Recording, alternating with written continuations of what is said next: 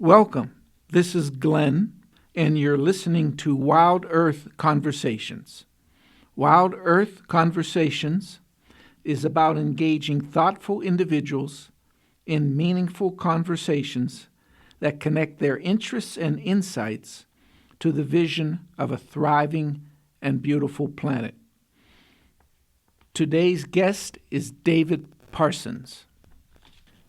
David Parsons is a wildlife biologist and wildlife ecologist. He retired from the U.S. Fish and Wildlife Services, where he led the efforts to reintroduce the Mexican gray wolf to its former range in the Southwest. More broadly, Dave is an expert on the protection of large carnivores, and he serves as the Rewilding Institute's carnivore conservation biologist. Recently, he returned from a trip to Brazil's Pantanal area looking for jaguars. Welcome, Dave. Thanks. Glad to be here.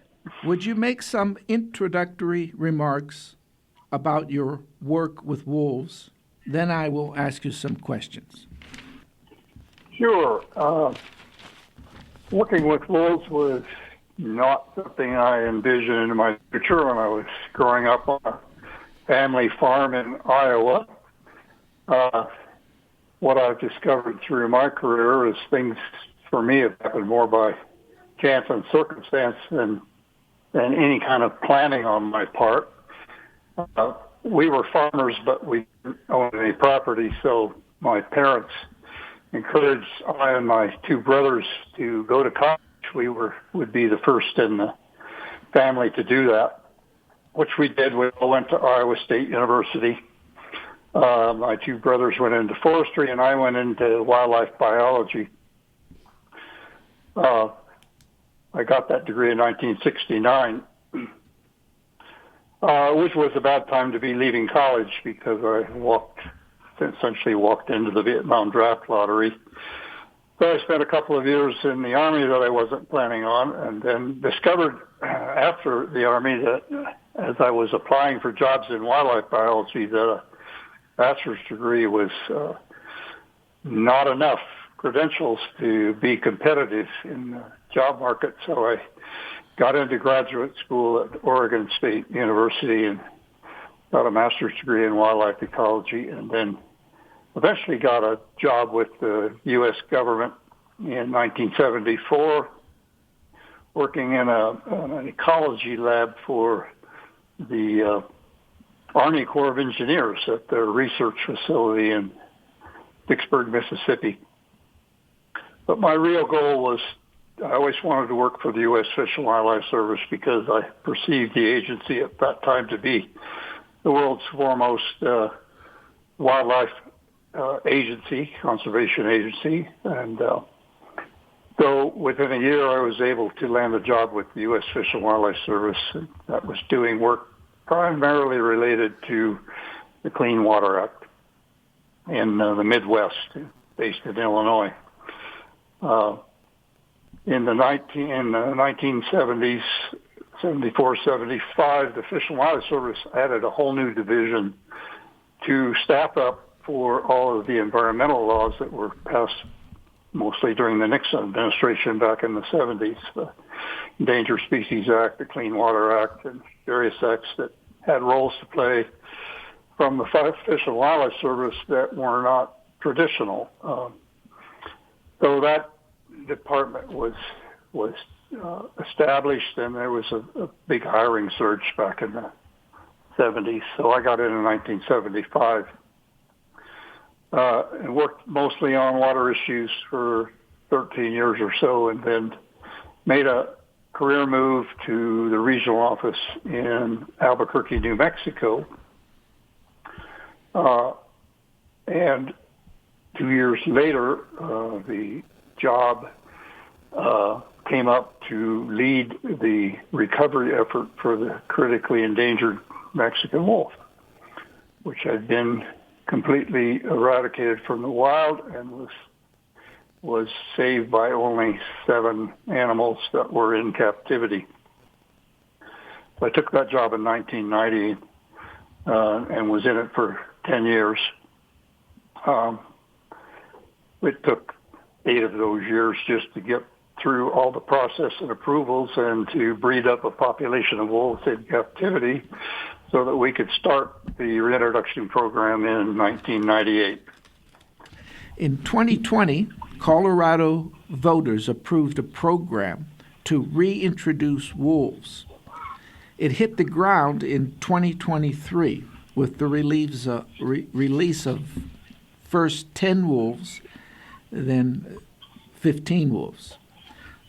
At this time, best estimates are that we now have around 30 wolves in the state of Colorado, plus probably a few pups that have not been confirmed.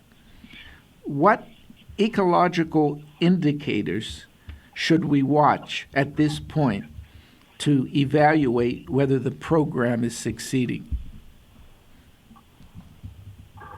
The only indicators at this point to be monitoring, in my opinion, is the growth of that population, because it's not even anywhere close to being an ecologically effective population. So I don't think you're going to see those top-down effects that large carnivores have over their ecosystems until you have a population that's basically established its own numbers through and distribution and abundance through being protected. Mm-hmm. And those numbers are significantly higher than 30, mm-hmm. Probably closer to at least 1,000 in Colorado. Oh, mm-hmm. So Colorado's wolf plan aims to reintroduce 30 to 50 wolves over the next 3 to 5 years. How confident are you that this number within that period is sufficient to establish a self-sustaining population? Good question. I suspect that any population established could self-sustain if left unpersecuted. That's the big issue. 30 is a pretty small starting number in terms of, genetic viability over time, but presumably those wolves would exchange with other nearby populations at some point in time in Wyoming and Montana and such. We started the Mexican wolf program with just 7 wolves, and it has significant genetic issues that need to be addressed, or it will not, in my opinion, be viable over the long term. Mm-hmm. Okay, here in Colorado, CPW, Colorado Parks and Wildlife, is deploying range riders to help reduce wolf livestock conflicts. How effective do you think these measures are in the long run? Well, no, I don't have a lot of expertise in that end of it. I left my position in the Fish and Wildlife Service only a year after we had put 11 wolves in the wild. I didn't intend to leave, but there's a much longer story to that. Yeah.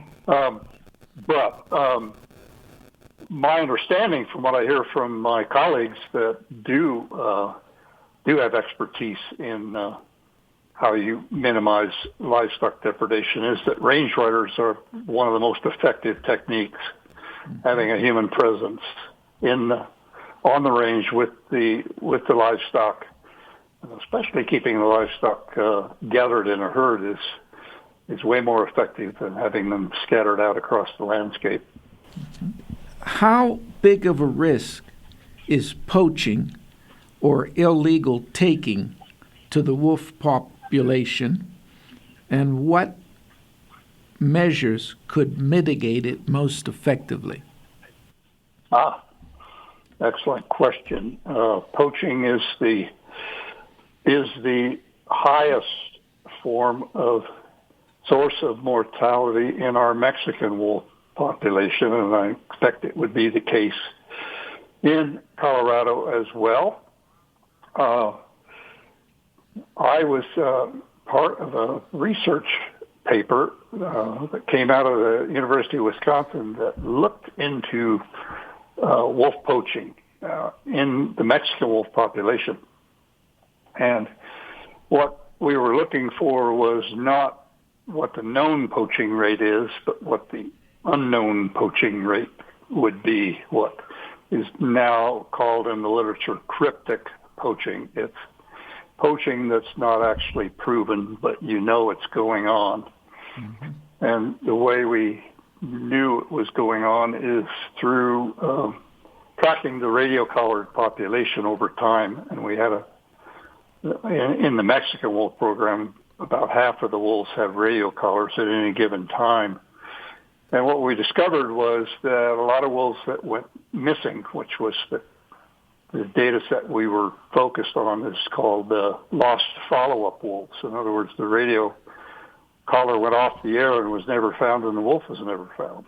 Mm-hmm. And so we analyzed those data and discovered that most of those collars were disappearing long before you would expect their batteries to expire. So we through various modeling, made an estimate that there was as much cryptic, actually a little bit more cryptic poaching going on than known poaching, and that the agencies were not addressing that in their management decisions because they were assuming that the known poaching rate was constant, and we discovered that it was actually higher in the higher than ever thought. So,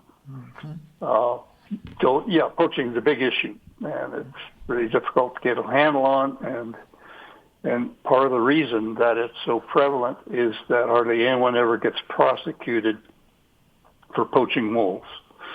And the reason for that is a long-standing policy in the U.S. Department of Justice that was put in place in the mid-1990s called the McKittrick policy. Mm-hmm.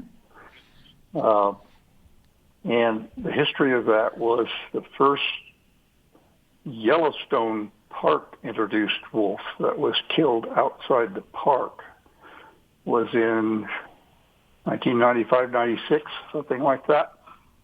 And that wolf was killed by a man named Chad McKittrick. And early on, the poachers, and this was true in the Mexican wolf program too, poachers have little knowledge of how to deactivate a radio collar. And the folks flying the telemetry flight over Yellowstone National Park were missing a wolf, so they widened the circle of their flight until they started picking up the signal of that wolf coming out of a house in Red Lodge, Montana. And they made a visit to that house and found that wolf in Chad McKittrick's freezer. Well, he was prosecuted and found guilty under the Endangered Species Act of taking an endangered species. And he challenged that district court ruling, appealed to an appellate court, and the appellate court upheld the district court ruling and said that Chad McKittrick was in fact guilty of taking an endangered species, in this case a gray wolf. Chad and his lawyers decided to take that decision all the way to the Supreme Court. And the Supreme Court was considering whether or not to take up that issue when the Justice Department, for reasons that are completely illogical and unknown and strange, decided they didn't want that case to go to the Supreme Court. So they developed this policy. It's just an internal Justice Department policy. It didn't require any public process. The policy is that federal prosecutors out in the field can't make a case on any endangered species taking unless they can prove two things. That the person who killed the endangered species knowingly killed it, knew what the species was, and knew that it was on the endangered species list. That created an escape route for almost all wolf poachers, and that escape route was, well, I thought it was a coyote, or I thought it was a small deer, or something like that. And this policy hamstrung the federal prosecutors, not just on wolves, on all the endangered species, including like whooping cranes. Somebody shoots a whooping crane and says, well, I thought it was an egret. Well, they shouldn't be shooting an egret either, but they get off of the federal case just by claiming that excuse. So, and lawsuits have been filed to try to overturn that McKittrick policy. Not too long ago, just a couple of years ago, toward the end of the Biden administration, I helped manage a letter in a group that I was working with to get rid of that policy. We got a letter sent to the President, the Secretary of Interior, and the Justice Department, and signed by 100 scientists calling for that policy to be rescinded, and never even heard back. And it's still in play. So that is what creates kind of an open season for poachers as long as they are secretive about it. Yeah. Okay, well, thank you for that. What are the trade-offs between transparency and the safety of both wolves and agency people? Transparency meaning in terms of releasing information about, say, for example, where the pups are, how many of them there are. Right. It's kind of a two-edged sword, and we've really struggled with that in the Mexican wolf program. You can go to a website and you can get telemetry data, locations, not pinpointed, but at least, a region of where all the radio-collared wolves are with a 1 week lag in time.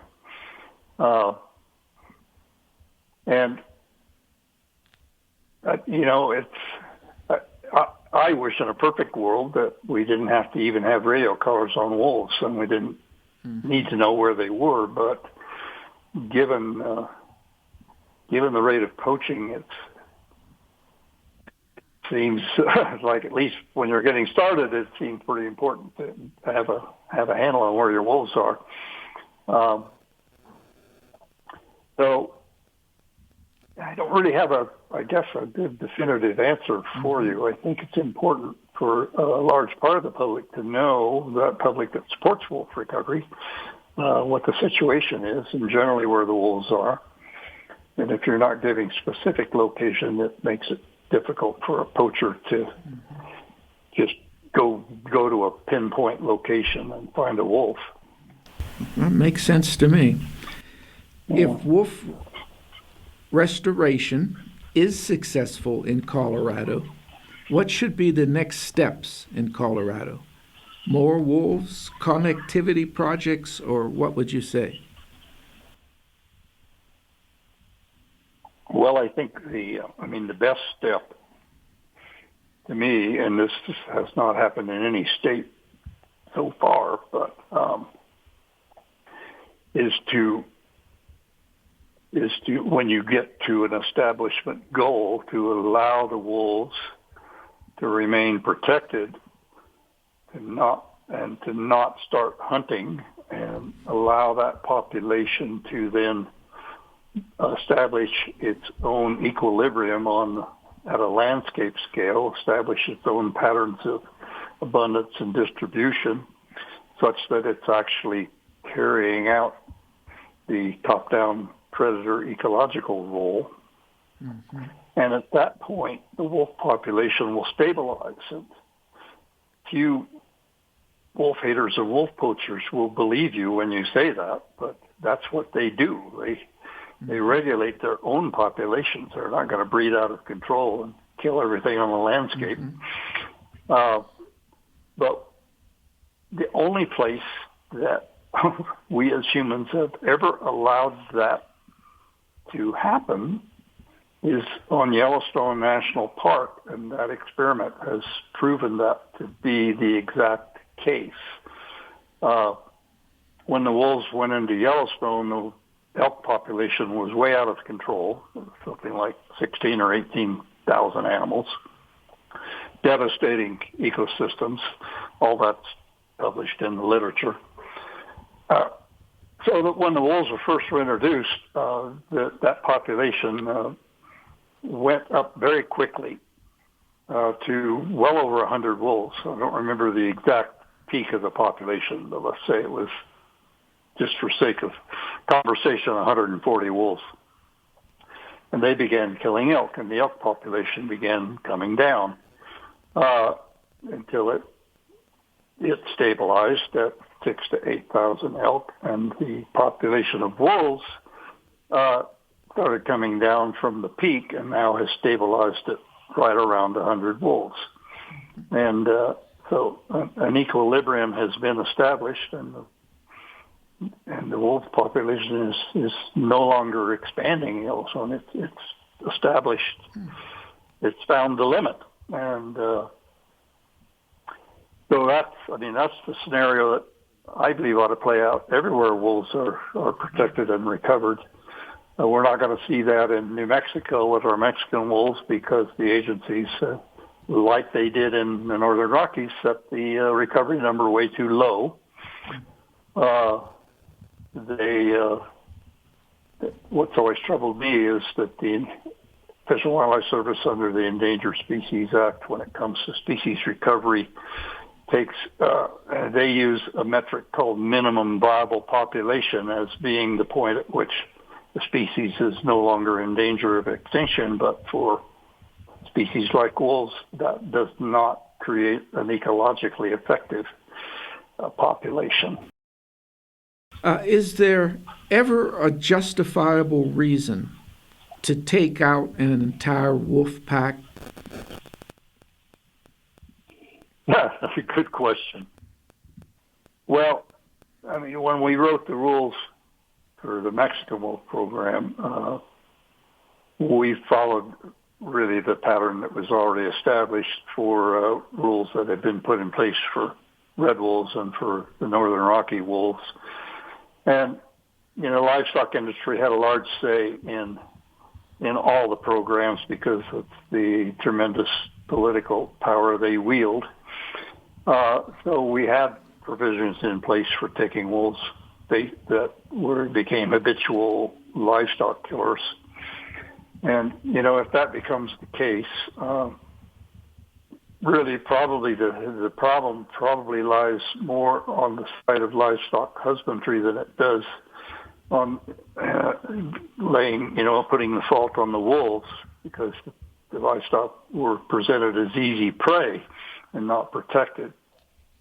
What we found was that we really couldn't get the project across the line without having provisions that allowed for taking wolves in cases where livestock predation became chronic. What about for a single wolf? In your opinion, are there situations in which it would be appropriate for agency people to kill a depredating wolf? Well,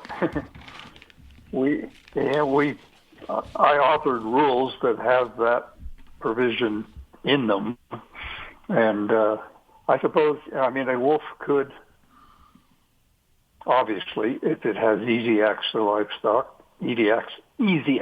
to livestock, and it might be that wolf is impaired in some way. Maybe it got caught in a trap and one leg is injured or something, and so its ability to achieve prey, natural prey, wild prey through chase is impaired.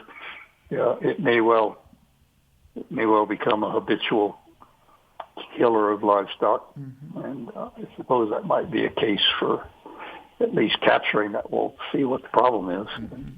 Okay, the reason I asked that question is because here in Colorado there was at least one situation in which a wolf was killed, I think because it had four cases depredation against it, so it was killed. And then I think the only case that I know of is I think up in the state of Washington there was a pack of wolves called the Wedge, and the entire pack was taken out, I believe.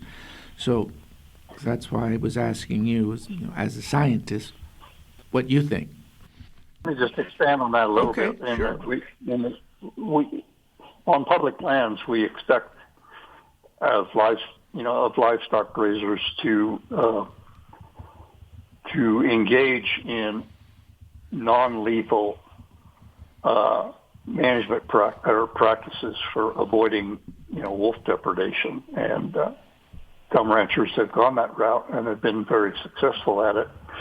It's a different way of ranching than what they're accustomed to, and so a lot of ranchers still go by the old methods of just throwing 100 head of livestock on 20,000 acres of public land and not really paying attention to them until it's time to round them up in the fall and send the calves off to the feedlots. But so those, a lot of the rules now for taking out a wolf require that the livestock owners at least have tried those non-lethal means and been unsuccessful in deterring the depredation. So, okay. Going beyond biological and ecological considerations, would you agree that the deeper cultural goal of a wolf recovery program is not only the establishment of viable populations in human-modified environments, but also the existence of wild wolves in wild places? So I'm all for wild wolves in wild places, living under their own rules and not human rules. As long as we have wild wolves in human-dominated landscapes, we're going to have rules in place most likely that interfere with wolves living their natural life under their own rules. I know that many conservation biologists, following the work of people like Michael Soule, Reed Noss, E.O. Wilson, the Tompkins Conservation Group, and many others, argue that sustaining at least 90% of biodiversity requires that 50% or more of the landscape be returned to wilderness. Do you share this perspective, and do you think the science supports this position? Yes, absolutely. My answer is yes. I truly believe that E.O. Wilson nailed it when in his half-Earth hypothesis. We humans, way over-dominated the entire planet. In Colorado, nearly 40% of the state is public land. If all this land was designated wilderness, it is not difficult to add an additional 10% to get us to the desired goal of half the state as wilderness. Then it seems to me that wolves and other forms of wildlife could live in peace, privacy, and prosperity. Would you respond to that? Well, you have. I would agree with that goal, and agree with your statement there. you're lucky in Colorado to have as high a percentage of public lands as you do. It's not true of most other states.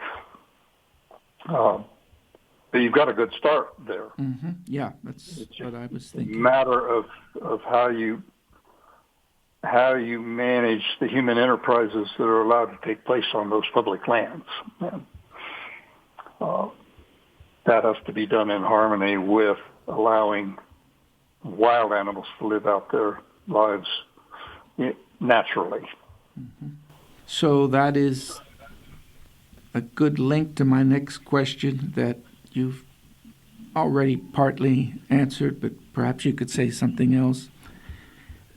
In your work, do you think of wolves as a subject in their own right? And how does this view change your management goals?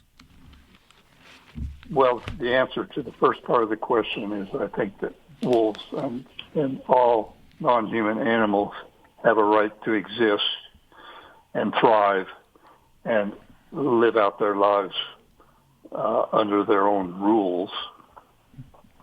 Our management goals never even come close to allowing that scenario on human-dominated landscapes, for sure, even in wilderness in many cases, because grazing still was grandfathered into the Wilderness Act and still takes place in wilderness areas. I spend a fair amount of time walking in the wild and semi-wild lands of Grand Junction, Colorado, where I live. In the last 3 years, I have seen little wildlife on foot. People keep telling me that there is plenty of wildlife, quote, out there. I don't believe it. I believe all our wildlife is dramatically declining throughout this area. Could you say something about what's happening to our wildlife generally? Well, yes. I mean, and that's now part of the published literature, and that something like 73% of all the the wild animals on the face of the planet have disappeared in the last 50 years. In other words, today they're only 25% of the wild animal populations there were 50 years ago. Almost 3 billion of those is birds in the last 50 years. There's no doubt, no question now that wild animals on the face of the earth are in decline and continue to be in decline, and it's through human activity, habitat destruction, habitat modification, elimination of corridors, and all the things that natural landscapes need to retain their full biodiversity. So, the sixth extinction, I think you've just spoken directly to that, and I was talking with someone the other day about it, and this person, an environmentalist and an intelligent person, told me that the sixth extinction does not apply to megafauna. And I was just wondering, since you're an expert on carnivores, how you would respond to that comment? Megafauna being the extinct megafauna? No, the megafauna, the large carnivores that we have, apparently he seems to think that they're doing okay, without at the same time denying that there is a sixth extinction for a lot of other biodiversity. Well, I guess I would take issue with that. I think the sixth extinction is kind of without limits as to which animals are going to fall and when, because we're not creating more wild places yet. We're still impacting them in ways that will cause more species extinctions. So, and we're not kind to megafauna in general, at least the carnivorous megafauna. We're much kinder to things like elk and moose and such because the state wildlife agencies make sure those are still around in abundance so they can sell hunting licenses. And part of that equation means keeping large carnivores down to a minimum.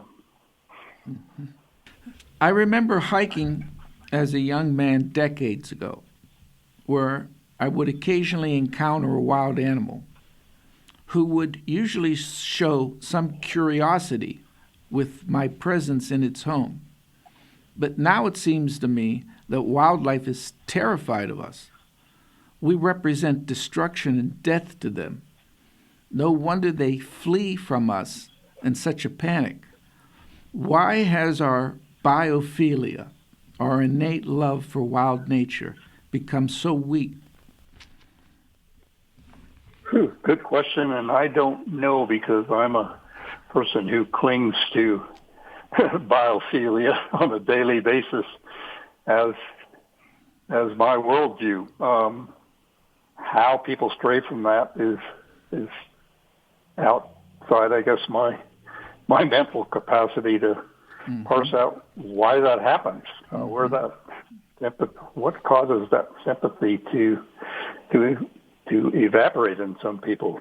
That you can run over a wolf with a snowmobile and take it to a bar in Montana and show it off, and then take it out back and shoot it in the head. I don't get it. It's not. I just don't have it within my mental capacity to parse out how people go down that path. And just look how widespread and deep is our culture's hatred for wolves. Yeah. So here is a sensitive question, but I'm interested in your comments on it. Do you see a serious conflict between today's science of conservation biology and traditional or indigenous lifestyles? It's very popular today within the environmental community to speak of, quote, different ways of knowing. But the Southern Ute tribe of Colorado opposed the reintroduction of wolves. Is this Indian view simply, as one environmentalist told me recently, quote, their choice as a sovereign nation?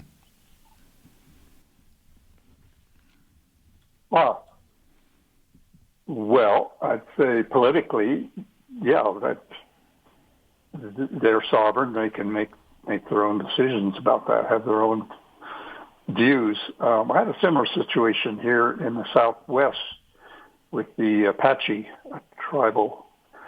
The two Apache tribes have adjoining reservations down here, the White Mountain Apache tribe and the San Carlos Apache tribe, and they're large reservations, and they have a common boundary with the area where were restored Mexican wolves.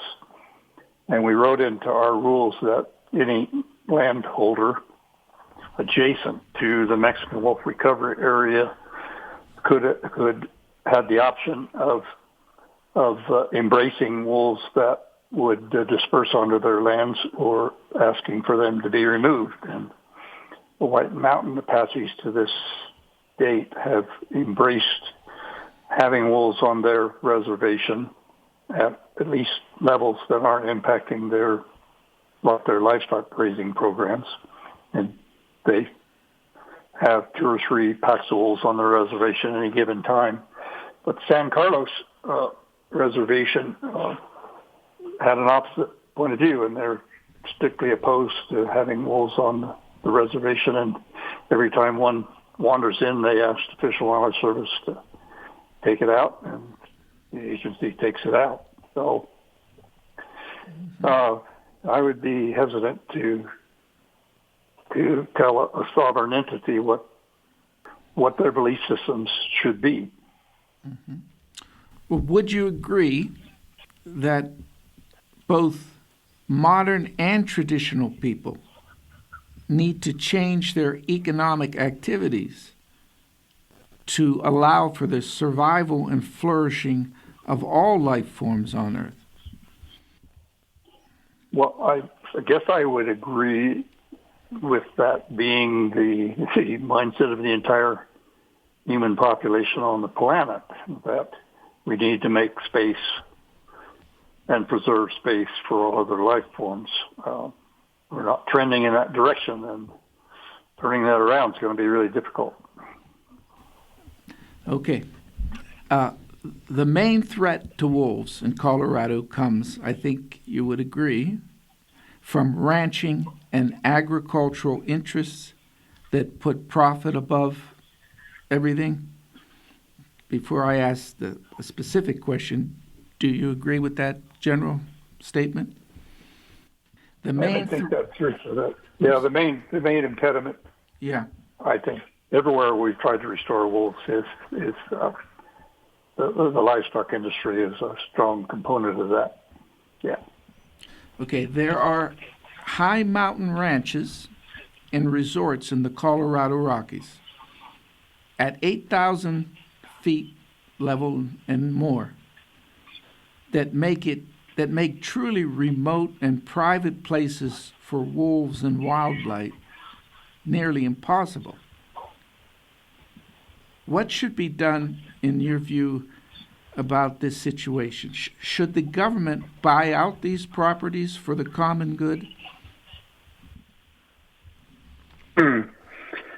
Well, I'm interested.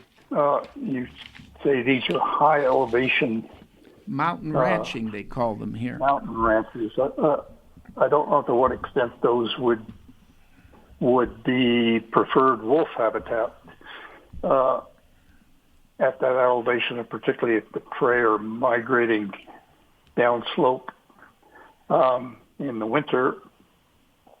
But that aside, should the government buy them out? What I'm in favor of, more than just two things, is educating and convincing ranchers that there are ways to coexist with wolves, but the other is the program that's never gotten traction, but it's back in play now a bit in Congress, and that's the grazing permit buyout program. Mm-hmm. I think especially in the Southwest, grazing is a very marginal enterprise.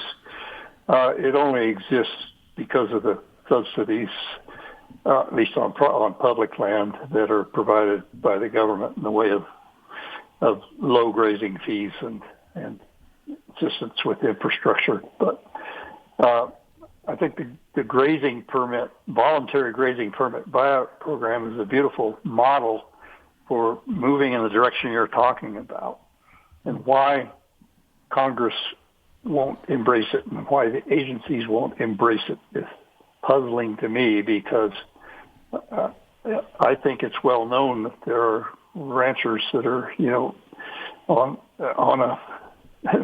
the financial margin that would gladly give it up if they were compensated for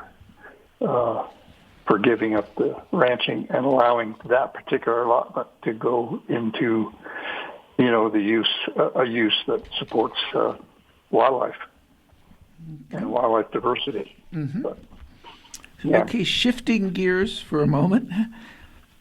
Where does your own love of wilderness and wildlife come from? Is it rooted in your childhood? That's a good question. And not the first time I've been asked it. I grew up on a family farm in the center of Iowa. The only habitat we had was along fence rows and maybe a 3-foot wide strip alongside a channelized creek through the farm. The extent of biodiversity on the farm was rabbits and pheasants, and occasionally I would see a fox. So I don't know where that came from. of course, went to school in wildlife biology, but probably my first experience in a real wilderness was probably my first backpack in the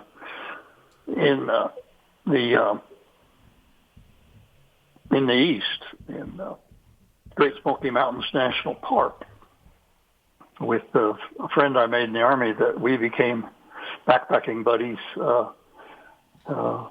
right after we got out of the Army and started doing wilderness backpacks. He was in Colorado and I was in New Mexico, but we went around the country doing wilderness backpacks, and my appreciation and love for wilderness just continued to grow through that activity. But there was nothing in my upbringing that triggered that I can pinpoint. Mm-hmm. Well, that's other than not having it and then knowing what it is mm-hmm. when I finally experienced it. Yeah. Okay. What's your response to the argument that human activities, if carefully selected and properly managed, can sustain and even enhance biodiversity? Well, I think there's truth to that statement if applied on existing protected areas. A lot could be done on public lands that are not already in wilderness protection. But beyond that, we have, the overlying issue of the human population being completely in overshoot mode on the capacity of the earth to sustain us forever. And that's just so obvious that we've got to bring the human population down if we ever hope to achieve something like E.O. Wilson's half-Earth goal. I agree with you. Taking off your science hat for a moment, setting aside the issue of whether or not full or near full biodiversity requires big wilderness, setting that issue aside for the moment, could you be happy in a world where wolves, for example, live in semi-wild ranching country or middle landscapes, as they are called, which is a patchwork of rural, fringe agricultural areas?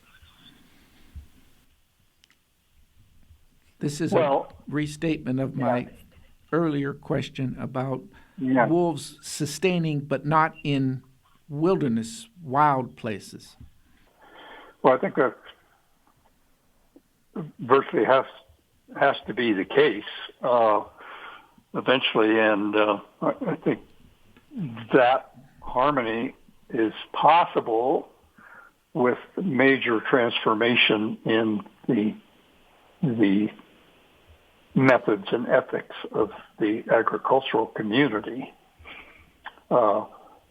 in wanting to operate in a maximum biodiverse style on the property that they manage or that they use. That's even not theirs. I'm talking about federal lands. But yeah, that would be ideal, but it's a long way off. Some conservation biologists think that we can sustain and increase biodiversity when we don't really need these huge wilderness areas. What do you say to that? Well, I guess my last answer speaks to that to some degree, and that I don't see that happening unless there's a major transformation in the worldview and actual practices of those humans who have to live off the land, and we all do. We all have to live off the land in one way or another. It would take a major reduction in the way we eat. Huge reduction in meat-based diets would get us a ways up that slope to more lands that could be biodiverse and still produce food supply for the human population. Okay. How do you feel about ballot initiatives regarding wildlife? It was a ballot measure that approved the reintroduction of wolves in Colorado in 2020. But it was also a ballot measure that disapproved the attempt to stop the trophy hunting of mountain lions and the trapping of bobcats in Colorado in 2024. My experience over my 50-plus years in wildlife biology, ecology, is that the state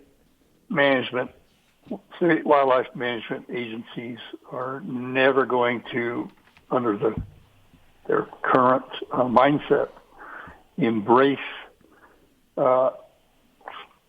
fully ecological thinking.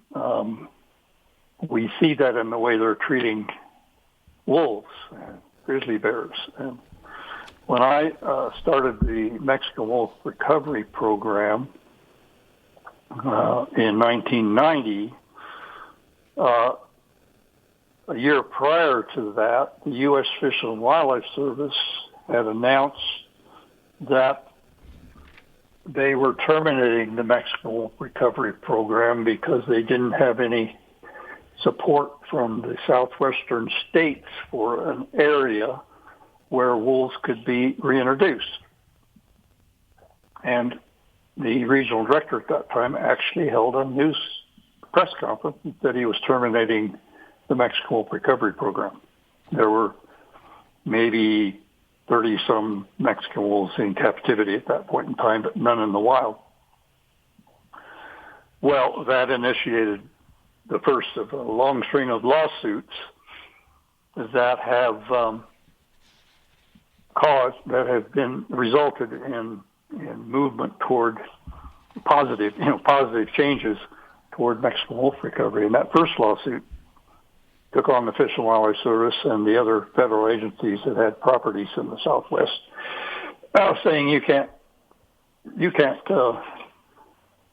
give veto power to the states. It's, you have an obligation under the Endangered Species Act to do this, and the agencies were caught, in the courts, and they knew they had that obligation, and so the lawsuit prevailed, and the agency backed off, and they agreed to hire a dedicated biologist and actually started the program, and that ended up being the job I had. But I had the backing of federal court cases all along the way. When we hit snags, the environmental community and the environmental litigation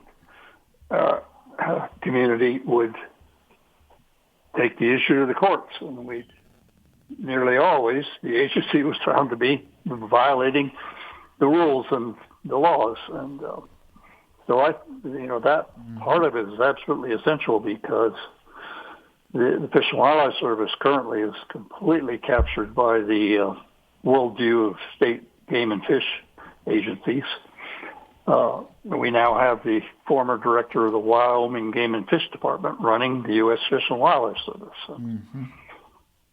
Throughout my career, whenever I saw an appointment of a former state agency director to be the director of the Fish and Wildlife Service, I knew we were in trouble, because the world views are completely different, the laws are different, U.S. Fish and Wildlife Service is not the game management agency.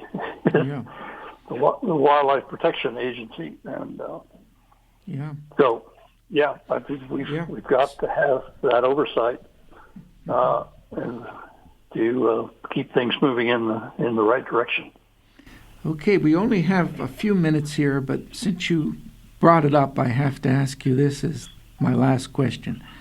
This new head of the U.S. Fish and Wildlife, you probably know that he recently sent a letter to CPW, Colorado Parks and Wildlife, telling them to, quote, cease and desist from importing wolves, because CPW here is trying to release another 10 or 15 wolves as part of the program. And now this is interfering with that. And I'm wondering if you think that if this final release, or maybe the final release, is delayed or doesn't take place, that how serious of a threat is that to the situation on the ground here right now with about 30 wolves in Colorado? Well, it's hard to know until you have a few years under your belt to see if those 30 wolves are expanding or being allowed to expand. And eventually,